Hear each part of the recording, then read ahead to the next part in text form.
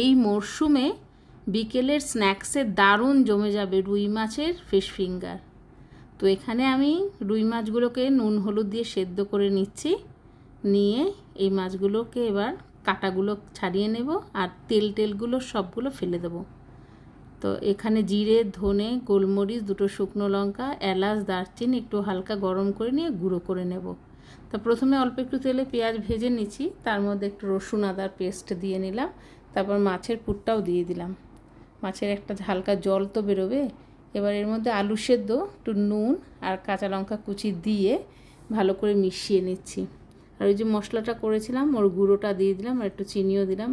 এই মশলাটা দেওয়ার জন্যই কিন্তু এর আষ্টে গন্ধটা আসবে না। আর একটু গরম মশলা দিলাম, তারপর ধনে পাতা দিয়ে এই পুরটা আমি তৈরি করে নিলাম। তবে একবারে বেশি খড়খড়ে করবেন না, তাহলে কিন্তু এইটা বানাতে অসুবিধা হবে।